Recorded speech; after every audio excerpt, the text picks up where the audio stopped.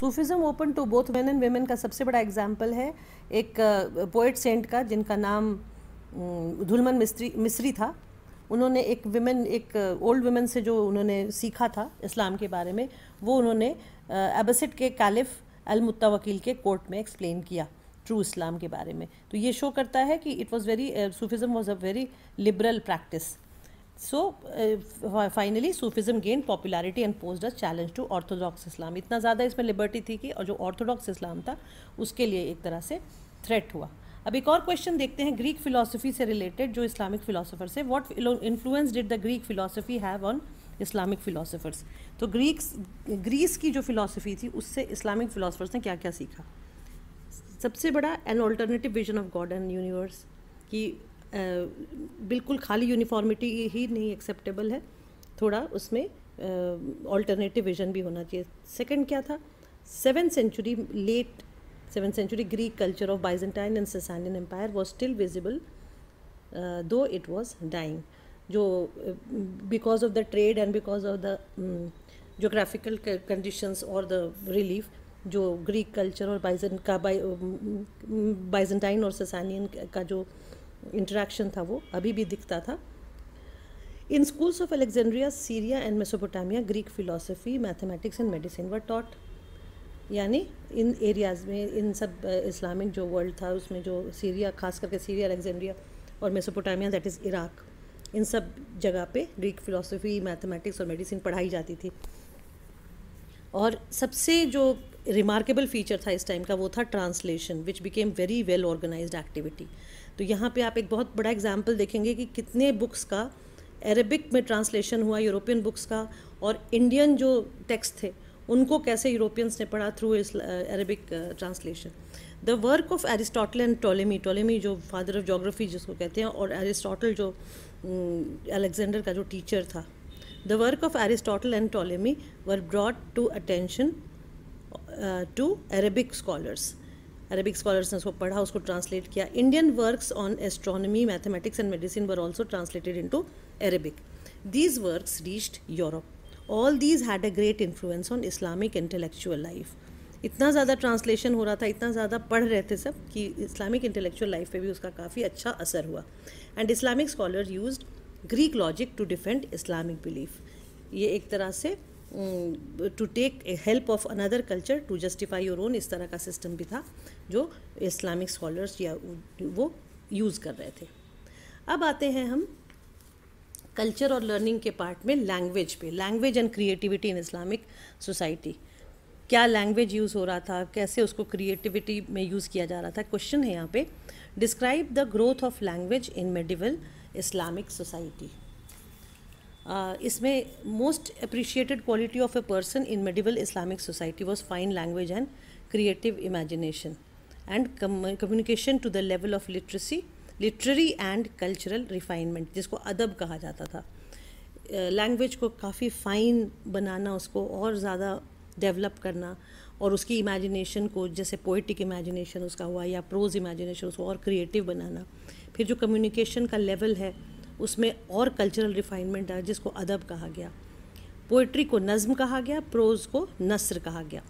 और पोइट्री में most popular composition को जो कहते थे ओड मतलब कसीदा, ode by poet of Abbasid period. उसमें काफ़ी पोएट्स हुए थे। Other than the political development, cultural और लैंग्वेज लिंग्विस्टिक डेवलपमेंट काफ़ी हो रहा था।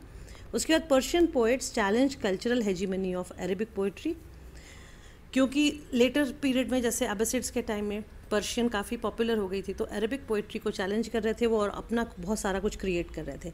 एग्जाम्पल इसमें 815 CE में अबू नुवास नाम के एक पोइट का है, who wrote about wine and love which was forbidden in Islam. मतलब उसकी खूबसूरती बढ़ाने के लिए, पर्शियन में पोइट्री की खूबसूरती बनाने के लिए, उसको एक तरह से कंपैरेटिव जो या मेटाफर्स जिसको कहते हैं उस तरह से लिखा जाने लगा। सूफीज़ जो थे वो ग्लोरीफाई कर रहे थे intoxication by wine of mystical love. Sufis किसी भी चीज़ को जब यूज़ करते थे तो उसको गॉड से रिलेट करके उसको और ग्लोरीफाई करते थे उनकी पोइट्री में। Then the saltanat of Khurasan and Transoxiana took new Persian to great heights. जैसे क्योंकि वो पूरा खुरासन वाला एरिया पूरा ईरान का था, तो वहाँ पर्शियन जो थी वो काफ़ी डेवलप हो रही थी, काफ़ी यूज़ हो रही थी. फॉर एग्ज़ाम्पल गज़ल, रुबाई. गज़ल को लिरिकल पोएम कहते थे और रुबाई का मतलब जो 4 लाइन्स वाली पोइट्री होती है जिसको क्वाट्रेन भी कहते हैं. और सब्जेक्ट ऑफ रुबाई क्या होता था? अनरिस्ट्रिक्टेड. मतलब it was far and wide. Beauty पे भी लिखा जाता था, किसी के रूलर के या किसी वॉरियर के प्रेज पे भी लिखा जाता था, क्या फिलोसॉफिकल थॉट प्रोसेस पे भी लिखा जाता था. तो ये सारी चीज़ें जो थी ये एक साथ डेवलप कर रही थी. कहाँ पे? सल्तनत ऑफ खुरासन एंड ट्रांसऑक्सियाना में. इसमें एग्जाम्पल देख लेते हैं. 1048 से 1138 में very famous poet Omar Khayyam, जो प्रोफेशन से एस्ट्रोनॉमर भी था, मैथमेटिशियन भी था और बुखारा में रहता था. और बुखारा के अलावा वो समरकंद एंड इस्फाहान तीनों जगह वो रह चुका था अपने लाइफ के पीरियड में, all these places. And Omar Khayyam की जो रुबाई है वो काफ़ी फेमस है. He is actually known for his rubais. उसके बाद ये सारी जो पोइट्री थी, चाहे वो कसीदा हो, चाहे रुबाई हो, चाहे गज़ल हो, नज़्म, नस्र, जितने भी थे, इनको पेट्रनाइज़ करते थे रूलर्स. अरब के कल्चर में लिटरेसी या लिटरेरी थिंग्स का डेवलप होना ही इसी वजह से पॉसिबल हुआ क्योंकि उसको पेट्रनाइज़ किया जाता था, उसको काफ़ी बढ़ावा दिया जाता था. तो 11th सेंचुरी में Ghazni was the centre of Persian literature and rulers patronize art and learning for their own prestige. अपने खुद के बारे में लिखवाते थे. कसीदा जैसे ओड जिसको मैंने कहा, उस वजह से काफ़ी पोइट्री डेवलप हुई. For example Mahmud of Ghazni जो था, he had poets who composed दीवान एंड मसनवी. दीवान किसको कहते थे? Anthology, that is collection of poems and songs. और मसनवी किसको कहते थे? एपिक पोइट्री को, जो बहुत एक पूरी बुक एक ही पोइट्री को पे हो. एग्जाम्पल इसमें है एक फिरदौसी नाम का ये पोइट था जिसने शाहनामा लिखा. शाहनामा मतलब रूलर्स के ऊपर, कलेक्शन ऑफ लीजेंड्स. जैसे रुस्तम बहुत फेमस उस समय का फाइटर था, वो ईरान के बैकग्राउंड में उसने ये शाहनामा लिखा. अल फिरदौसी का शाहनामा बहुत फेमस ये आपका मसनवी है, एपिक पोइट्री. दीवान में collection of poem and songs, generally जो रूलर था उससे रिलेटेड उसके बारे में कसीदा लिखा जाता था, यानी उसके प्रेज पे. और इस ट्रेंड को आगे बढ़ाते हुए Persian letter became language of administration and culture of India also. यानी मुगल्स के टाइम में, खास करके अकबर के टाइम से इंडिया में पर्शियन को अकबर ने इंट्रोड्यूस किया था अपने कोर्ट में. तो इंडिया में भी पर्शियन काफ़ी यूज़ होने लगा लेटर पार्ट में. अब फिक्शन देख लेते हैं, यानी स्टोरी बुक्स कौन कौन सी लिखी जाती थी. बगदाद के जो बुक सेलर में जो कैटलॉग मिला है हमें, तो catalogue of a Baghdad book seller, उसको कहा जाता है किताब अल फ़िहरिस्त. फ़िहरिस्त का मतलब होता है क्रोनोलॉजी में जो आपको बुक लिस्ट जिसको कहते हैं. तो बुक सेलर की बुक लिस्ट, उसमें काफ़ी सारे बुक्स का डिस्क्रिप्शन है. And it describes large number of works on moral education and amusement like Panchatantra translated in Pahlavi Iran. काफ़ी सारे ईरानी जो लैंग्वेज है, तो ये इस बुक लिस्ट में काफ़ी टॉपिक्स आते हैं बुक्स के. एक मॉरल एजुकेशन पे भी है, फिर पंचतंत्र जैसी स्टोरीज़ भी हैं, काफ़ी ट्रांसलेटेड वर्जन भी है जो ईरानियन लैंग्वेज, जो पहलवी लैंग्वेज में है. फिर एडवेंचर स्टोरी भी है अलेक्जेंडर और सिंदबाद की. फिर अनहैप्पी लवर्स की भी स्टोरी है जिसमें लैला मजनू में मजनू का एक्चुअल नाम कैज़ था. और उसके अलावा जो अल्फ लैला व लैला का मैंने बताया 1001 नाइट, जो Indo Persian which was translated into Arabic. Translation का काम इतना चल रहा था कि बहुत सारी स्टोरीज़ उस समय फार एंड वाइड जा रही थी ट्रांसलेशन के through.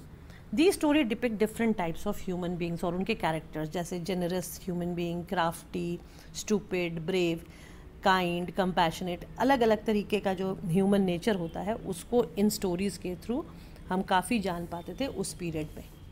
So we learn a lot about the common people through the stories and we learn a lot about the language और the development of language through the stories. इसके बाद हम history और geography पे आते हैं जो इस्लामिक वर्ल्ड में लिखी गई. हिस्ट्री को तारीख़ कहा गया और जोग्राफ़ी भी थी.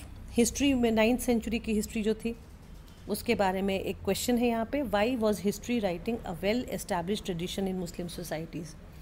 क्योंकि स्कॉलर और स्टूडेंट थे वो रीड करते थे इसको, और रिकॉर्ड के रूप में भी हिस्ट्री को यूज़ किया जाता था, ओल्ड रिकॉर्ड्स के रूप में. फिर ह्यूमन जो था वो फोकल पॉइंट होता था हिस्ट्री का, या ह्यूमन डेवलपमेंट या मैनकाइंड. उसके बाद लोकल हिस्ट्री भी, जब कैलिफेट का सिस्टम ख़त्म हो गया तो अब छोटी छोटी जगहों की जो लोकल हिस्ट्री वो भी डेवलप होने लगी, जो रूलर्स थे वो लिखवाया करते थे। और पर्शियन में काफ़ी किताबें मिली हैं about the dynasties and cities. तो एक बार इस आंसर को ठीक से देख लेते हैं। It was red by scholars and students the history of Islamic land. Then it provided record of glory and achievement of dynasties and their administration. Then the human history was the focal point, and with breaking up of caliphate, writing of local history developed.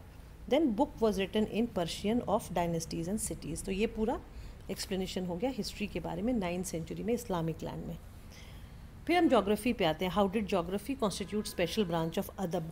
Again अदब जो आपका writing का जो एक system था।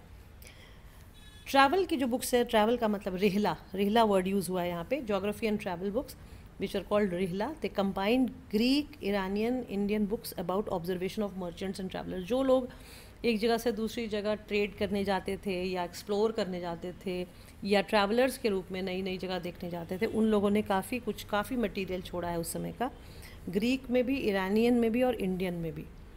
जैसे आप 12th में अल बेरूनी के बारे में, इब्न बतूता के बारे में पढ़ेंगे, वो ट्रैवलर्स जो इंडिया आए थे, इन सब के बारे में। उसी तरीके से काफ़ी जो ट्रैवलर्स थे वो अलग अलग जगह पे जाके वहाँ की चीज़ों को ऑब्जर्व करके लिखा करते थे। देन मैथमेटिकल जोग्राफी था, जो position of continent, imaginary lines, इन सब के बारे में बताता था। फिर एक डिस्क्रिप्टिव जोग्राफी था which studied about the country and people. जैसे मैंने अभी एग्जाम्पल आपको अल बेरूनी का दिया, history of India he wrote in 11th century and this is the greatest work which looked beyond Muslim world.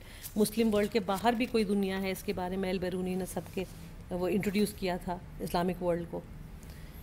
उसके बाद 10th century में, ये यहाँ तक आप समझ गए होंगे, इसके art, history, geography, literature, literature में पोइट्री एंड प्रोज, ये सारी चीज़ों के बारे में।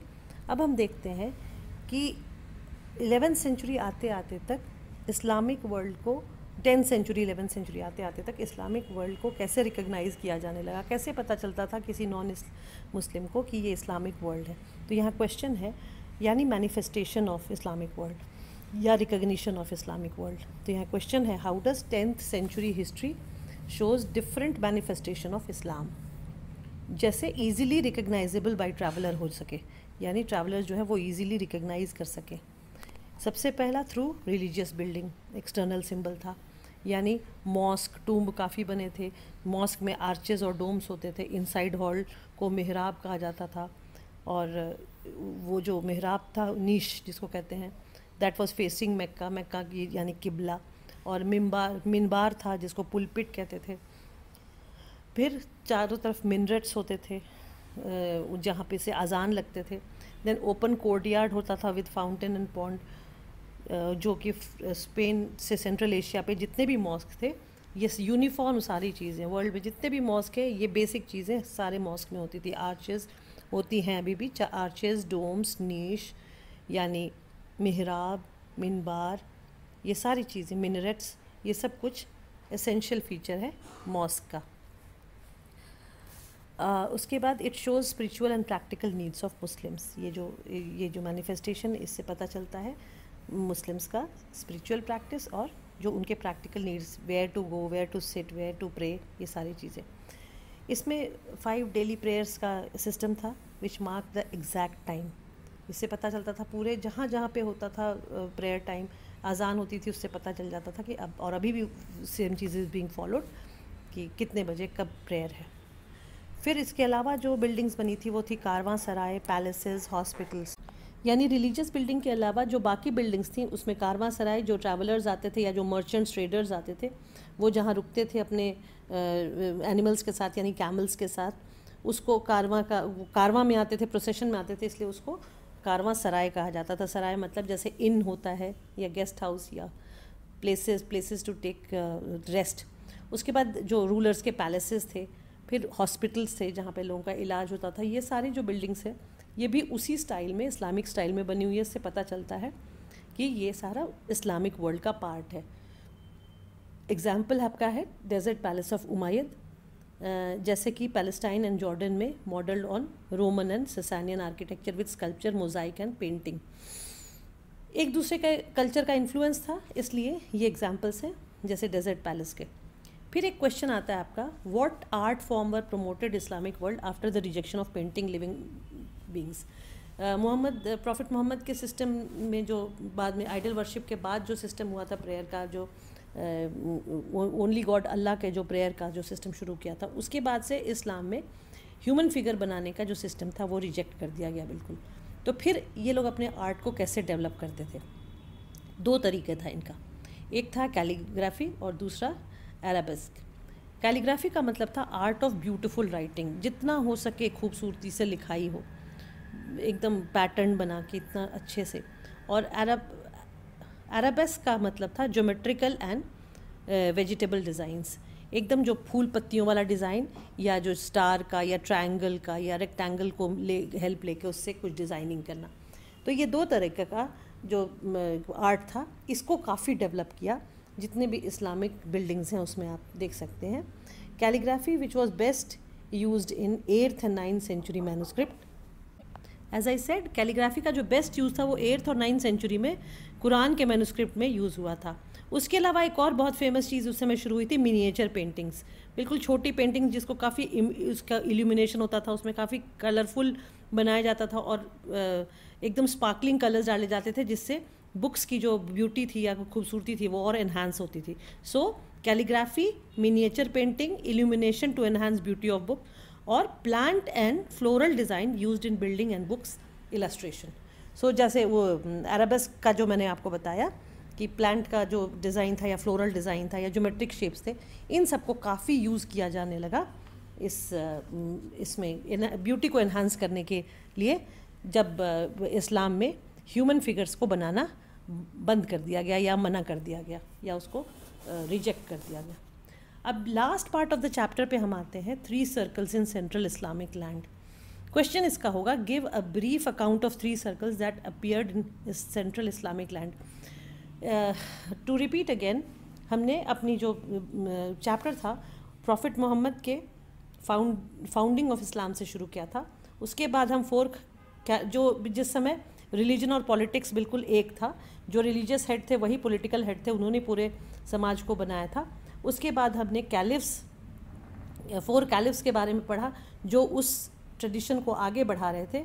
फिर हम आए 2 डायनेस्टीज़ पे, जिस समय पॉलिटिक्स, खास करके उमायद में पॉलिटिक्स और रिलीजन अलग हो गया। फिर जब एबिसिड्स आए तो उन्होंने इस्लाम को फिर से इंक्लूड करने की कोशिश करी।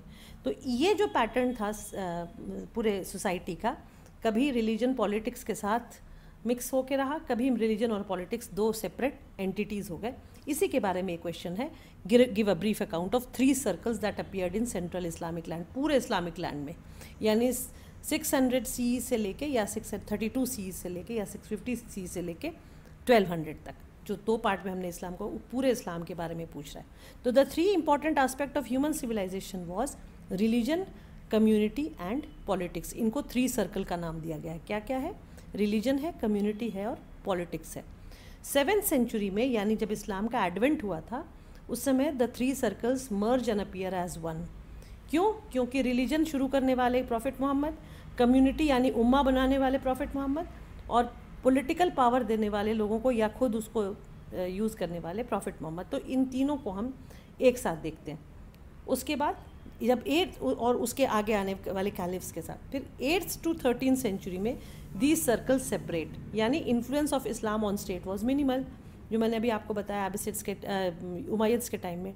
Politics did not have sanction of religion, religion का प्लेस अलग था और पॉलिटिक्स को उसमें नहीं इंटरफेयर करने दिया, पॉलिटिक्स में रिलीजन को नहीं इंटरफेयर करने दिया जाता था, क्योंकि उसकी डिसीजन मेकिंग अलग तरीके की होती थी।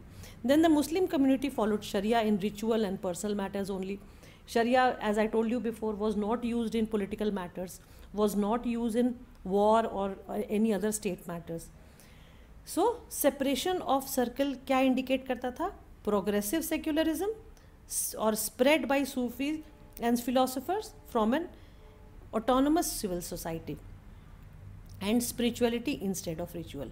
तो ये जो सर्कल का अलग होना बताता है, ये एक आपका पॉजिटिव अगर उसका एस्पेक्ट देखा जाए तो ये दिखाता है कि कैसे सोसाइटी प्रोग्रेस हो रही थी, ऑल इंक्लूसिव हो रही थी, सेक्युलर हो रही थी। और ये पॉसिबल क्यों हुआ? सूफीज़ फ़िलासफ़र की वजह से, जिन्होंने एक ऑटोनमस सिविल सोसाइटी की स्थापना करने की कोशिश की और उन्होंने ये सिखाया कि रिचुअल से ज़्यादा इम्पॉर्टेंट होता है स्पिरिचुअलिटी, यानी लव फॉर गॉड, जो आप अपने दिल में महसूस करते हैं। तो इस तरह से ये 3 सर्कल्स कंप्लीट होता है अलग अलग स्टेजेस ऑफ इस्लामिक हिस्ट्री में। So with this we have covered political, economic, cultural, literary, cultural में लिटरेरी आ गया आपका, लर्निंग आ गया आपका, उसके बाद आपका सोसाइटी पूरा आ गया। ये सारी चीज़ों को इस्लामिक वर्ल्ड में हमने डिटेल में we have tried to understand.